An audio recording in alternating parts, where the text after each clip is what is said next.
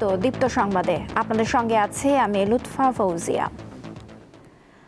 আজ শহীদ বুদ্ধিজীবী দিবস। মুক্তিযুদ্ধের সময় 1971 সালের 14 ডিসেম্বর জাতির শ্রেষ্ঠ সন্তান বুদ্ধিজীবীদের হত্যা করে হানাদার পাকিস্তানি বাহিনী ও তাদের এদেশীয় দোসররা। শহীদ বুদ্ধিজীবী দিবসে রাজধানীর মিরপুরে শহীদ বুদ্ধিজীবী স্মৃতিসৌধে শ্রদ্ধা জানিয়েছেন রাষ্ট্রপতি মোহাম্মদ শাহাবুদ্দিন ও প্রধান উপদেষ্টা অধ্যাপক ডক্টর মোহাম্মদ ইউনূস। সকাল 7টার দিকে রাষ্ট্রপতি শ্রদ্ধা নিবেদন করেন। সেখানে তিনি কিছুক্ষণ নীরবে দাঁড়িয়ে থাকেন। পরে শহীদ বুদ্ধিজীবীদের প্রতি শ্রদ্ধা জানান অন্তর্বর্তী সরকারের প্রধান উপদেষ্টা অধ্যাপক ডক্টর মোহাম্মদ ইউনূস। তিনিও সেখানে কিছুক্ষণ নীরবে দাঁড়িয়ে থাকেন। রাষ্ট্রপতি ও প্রধান উপদেষ্টা শ্রদ্ধা নিবেদনের পর সর্বস্তরের মানুষ 71-এর শহীদ বুদ্ধিজীবীদের প্রতি শ্রদ্ধা নিবেদন করেন। মাননীয় প্রধান উপদেষ্টা মহোদয়, এই মুহূর্তে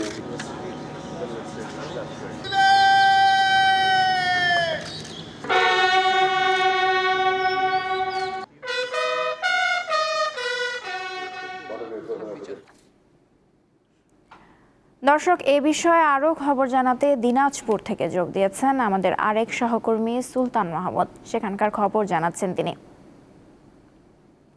সুলতান, শহীদ বুদ্ধিজীবী দিবস উপলক্ষে কি কি আনুষ্ঠানিকতা চলছে সেখানে আমাদের জানান।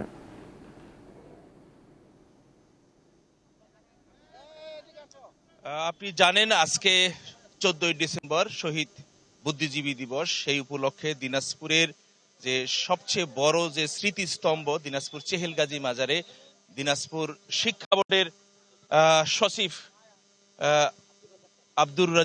প্রফেসর আব্দুর রাজ্জাকের নেতৃত্বে এই পুষ্প অর্পণ করতে আসছেন এবং এটি হচ্ছে আজকের দিনের প্রথম যে বুদ্ধিজীবী দিবসের প্রথম স্মৃতিস্তম্ভ তারা পুষ্পমাল্য অর্পণ করছেন। এখানে দিনাজপুর শিক্ষা বোর্ডের সচিবের নেতৃত্বে এখানের সকল কর্মকর্তা কর্মচারীরা কিন্তু এই স্মৃতিস্তম্ভে তারা রয়েছেন এবং তারা এখানে স্মৃতিস্তম্ভে শহীদদের স্মরণে তারা কিন্তু এই পুষ্পমাল্য অর্পণ করছেন। এবং এখানে দিনাজপুরের যে প্রফেসর আব্দুর রাজ্জাক আসলে মূলত এই দিনাজপুরের যে শিক্ষা বোর্ডের নেতৃত্ব দিচ্ছেন, তার সাথে আমরা একটু সরাসরি একটু কথা বলতে চাই। স্যার, আপনারা এখানে আসছেন, পুষ্পমাল্য অর্পণ করছেন শহীদ বুদ্ধি দিবস উপলক্ষে, যদি আজকের অনুভূতি। শুভেচ্ছা সবাইকে। আজকে 14 ডিসেম্বর শহীদ বুদ্ধিজীবী দিবস।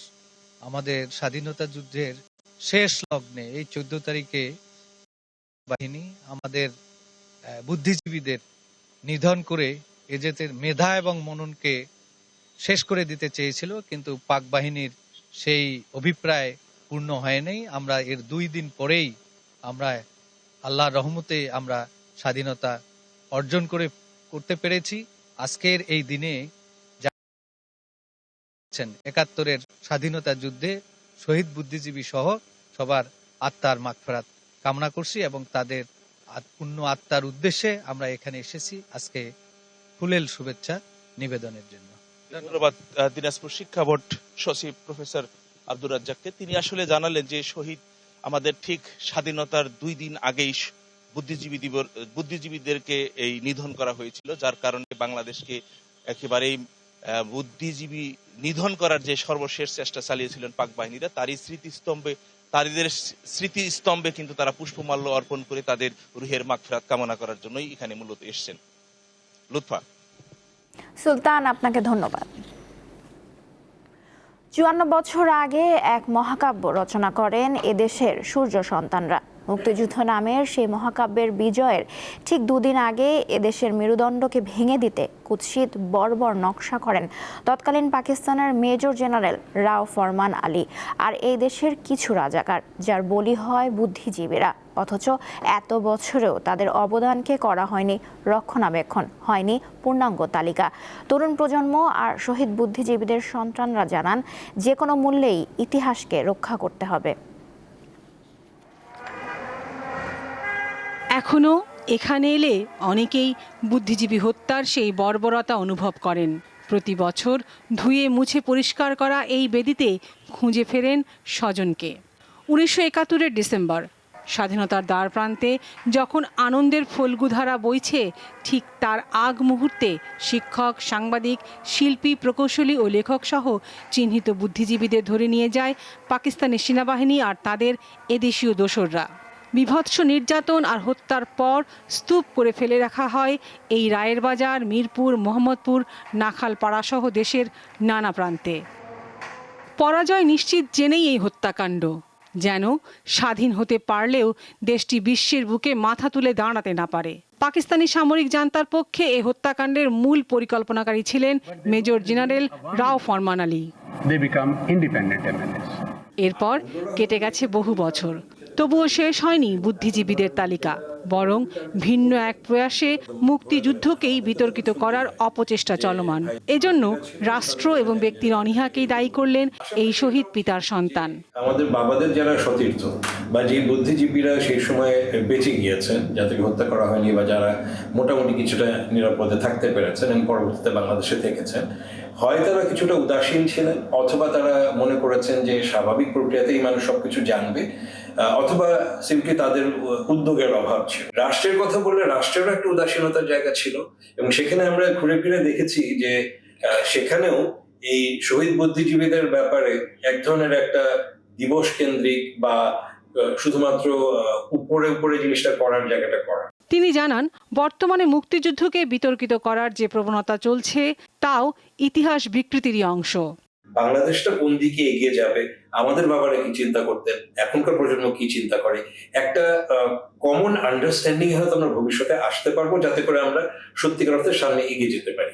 তবে এটা ঠিক যে মুক্তিযুদ্ধের আলাদা যে তাৎপর্যের জায়গাটা এবং মুক্তিযুদ্ধের ইতিহাসের জায়গাটা, সেটাকে শেকড় এটুকু বুঝতে হবে আমাদেরকে, এবং সেটা মানতে হবে এই কারণে যে ওই শেকড় ছাড়া আমরা যতই আন্দোলনের কথাগুলো আনি, এগুলো কিন্তু নড়বড়ে হয়ে যাবে। পাঠ্যপুস্তকে চর্চায় জীবনযাপনের প্রকৃত তথ্য না জানানোর দায় অগ্রজদের, এমন অভিযোগ করে তরুণরা জানান, ৭১কে ধারণ করেই এগিয়ে যেতে হবে। অনেক মা, বোন, ভাই বোনের মৃত্যুর মাধ্যমে আমরা এই দেশটাকে পেয়েছি।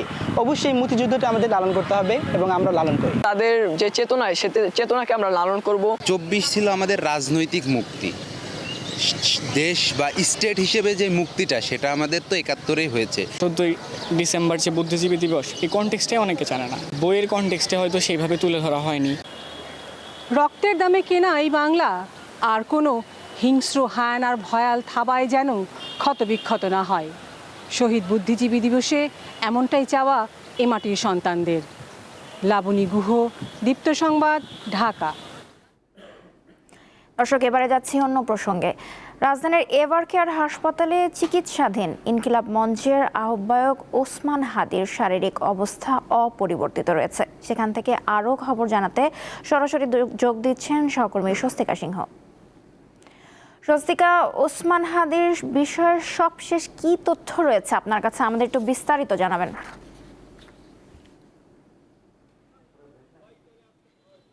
সবশেষ যে তথ্যটি সেটি কিন্তু গতকাল বিকালে আর কি ঠিক মেডিকেল বোর্ডের একটি বিবৃতির মাধ্যমে গণমাধ্যমের কাছে দেওয়া হয়েছিল, যে বিবৃতিতে কিন্তু মেডিকেল বোর্ডের বিশেষজ্ঞ ডক্টর জাফর ইকবাল কিন্তু জানিয়েছিলেন তার শারীরিক যে অবস্থার সেখানে কিছুটা সংখ্যাজনক রয়েছে এবং অপরিবর্তিত অবস্থায় রয়েছে, এবং ৭২ ঘন্টা সময়ের কথা সেই বিবৃতিতে বলা হয়েছিল, এবং সেখানে কিন্তু বলা হয়েছিল এই ৭২ ঘন্টার সময় ওসমান হাদির জন্য খুবই গুরুত্বপূর্ণ, এবং তারা সেই ৭২ ঘন্টার সময়ের মধ্যেই কিন্তু আসলে তার পরবর্তী যে উন্নতির অবস্থা বা শারীরিক অবস্থা কোথায় যাবে এই বিষয়গুলো দেখবে। কিন্তু পাশাপাশি যে ভালো সংবাদটি সেই বিবৃতিতে উল্লেখ করা ছিল সেটি ছিল যে তার মস্তিষ্কের যে রক্তক্ষরণের ফলে যে ফুসফুসের জটিলতা এবং কিডনির যে সমস্যা তৈরি হয়েছিল সেই সমস্যাগুলো কিছুটা কমে গিয়েছে, এবং মস্তিষ্কের রক্তক্ষরণের যে বিষয়টি সেটিও কিছুটা কম হয়েছে। এই যে বিষয়গুলো, এই বিষয়গুলো কিন্তু ভালোভাবেই এই ডাক্তাররা দেখছে এবং আশার যে দিক সেই হিসাবেই দেখছে। পাশাপাশি কিন্তু তারা জানিয়েছিলেন যে তার যে ব্রেনের যে বর্তমান যে অবস্থা, ঠিক সেই অবস্থার আরেকটু উন্নতি হলে তার ব্রেনের অবস্থা পর্যবেক্ষণের পরে ডক্টররা আর একটি সিটি স্ক্যান করাবেন আজকে। কালকের বিবৃতিতে এমনটাই বলা হয়েছিল, এমনটাই জানিয়েছিলেন। এবং গতকাল কিন্তু আরও জানানো হয়েছিল যে আজকে সকালবেলা আসলে মেডিকেল বোর্ডের পক্ষ থেকে অথবা ইনকিলাব মঞ্চের পক্ষ থেকে বা ওসমান হাদির পরিবারের পক্ষ থেকে তার শারীরিক অবস্থা নিয়ে সংবাদ সম্মেলন করা হবে। তবে এখনো পর্যন্ত সেই অবস্থানটিতে আসা হয়নি বা এখনো পর্যন্ত গণমাধ্যমের কাছে সেই জায়গাটি, সেই তথ্য বা সেই সংবাদ সম্মেলন কখন হবে, আনুষ্ঠানিকতা শুরু হবে, এই বিষয়গুলো এখনো আসেনি। সেই ক্ষেত্রে পরের সংবাদে আমি ওসমান হাদির যে শারীরিক অবস্থা সেটি আসলে জানাতে পারবো। তবে তার যে শারীরিক অবস্থা অপরিবর্তিত রয়েছে এবং এই অপরিবর্তিত শারীরিক অবস্থা হলেও কিন্তু এই ঠিক এখনো পর্যন্ত কিন্তু নেতাকর্মীরা কিন্তু এখনো পর্যন্ত সেই এভারকেয়ারের সামনে অপেক্ষা করছে এবং সবাই কিন্তু আসলে দোয়া করছে উনি যত দ্রুত সুস্থ হয়ে ফিরে আসেন। নওশিন, এই ছিল এভারকেয়ার থেকে আমার কাছে সর্বশেষ। আপনাকে ধন্যবাদ। নন্দিত কথা সাহিত্যিক হুমায়ূন আহমেদের কিছুক্ষণ উপন্যাস অবলম্বনে বনলতা এক্সপ্রেস নামে সিনেমা নির্মাণের ঘোষণা দিয়েছেন চিত্র পরিচালক তানিম নূর। শনিবার রাজধানীর রাশিয়ান হাউসে বনলতা এক্সপ্রেস ছবির শিল্পীদের সঙ্গে গণমাধ্যমের সঙ্গে পরিচয় করিয়ে দেওয়া হয়। তারকাবহুল ছবিটিতে অভিনয় করতে যাচ্ছেন চঞ্চল চৌধুরী, মোশাররফ করিম, শরীফুল রাজ, অভিনেত্রী সাবিলা নূর, আজমেরি হক বাঁধন, জাকিয়া বাড়ি মমসহ অনেকে। নির্মাতারা জানান 15 ডিসেম্বর থেকে ঢাকায় সিনেমাটির শুটিং শুরু হবে। আগামী ঈদ উল ফিতরে বনলতা এক্সপ্রেস দেশের প্রেক্ষাগৃহে মুক্তি পাবে। উপস্থিত শিল্পীরা ছবিটিতে কাজের সুযোগ পেয়ে উচ্ছ্বাস প্রকাশ করেন। হুমায়ূন আহমেদের গল্পে এই চলচ্চিত্রের চিত্রনাট্য লিখেছেন সামিউল ভুইয়া ও আয়মান আসিফ স্বাধীন। এটা খুব একটা দারুণ ব্যাপার যে হুমায়ূন আহমেদ আমাদের দেশের, আমাদের সবার প্রিয় লেখক, তার একটা উপন্যাস থেকে এই ছবিটা করার সুযোগ পাচ্ছি। চরিত্রের প্রেমে পড়েই আমি এই কাজটা করছি। আর তানিম নূরের প্রেমে পড়ার একটা বিষয় আছে, কারণ সে দুঃখের কথাও হাসতে হাসতে বলতে পারে। আমাদের লিভিং লেজেন্ডস মোশাররফ করিম এবং চঞ্চল চৌধুরীকে একসাথে পাবো একটা সিনেমাতে। মনে হলো এটা খুবই এক্সাইটিং একটা জার্নি হবে এবং বনলতা এক্সপ্রেসের পুরো জার্নিটা আমি খুবই লুক ফরওয়ার্ড করছি যে অনেক দুর্দান্ত কিছু একটা হবে। সিরিয়াতে জঙ্গি গোষ্ঠী আইএস এর অতর্কিত হামলায় যুক্তরাষ্ট্রের 2 সেনা সহ একজন দোভাষী নিহত হয়েছেন। এ ঘটনায় আরও 3 জন মার্কিন সামরিক সদস্য এবং 2 জন সিরিয়ান সেনা আহত হয়েছেন। স্থানীয় সময় শনিবার সিরিয়ার পালমিরাতে এ হামলা হয়। মাইক্রো ব্লগিং সাইট এক্স এ জানিয়েছে যুক্তরাষ্ট্রের সেন্ট্রাল কমান্ড সেন্টার পোস্টে মার্কিন সেনাদের ওপর আইএসআইএস এর মাত্র 1 জন সদস্য হামলা চালিয়েছে বলে নিশ্চিত করেছে সেন্টাম। তবে মার্কিন সেনাদের পাল্টা হামলায় ওই হামলাকারী নিহত হয়েছে বলেও জানানো হয়।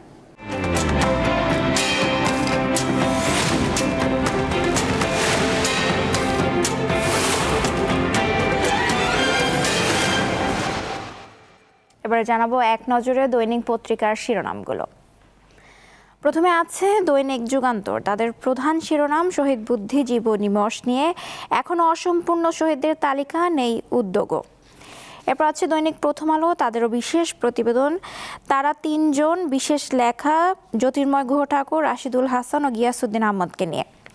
এরপর আছে দৈনিক সমকাল। তাদের প্রধান শিরোনাম সন্দেহের তালিকায় 4 জন, হাদিকে হত্যা চেষ্টা ও ওসমান হাদির অবস্থা এখনও আশঙ্কাজনক, মামলা হয়নি। এরপর আছে দৈনিক ইত্তেফাক। তাদের প্রধান শিরোনাম জাতির শ্রেষ্ঠ সন্তানদের স্মরণের দিন আজ।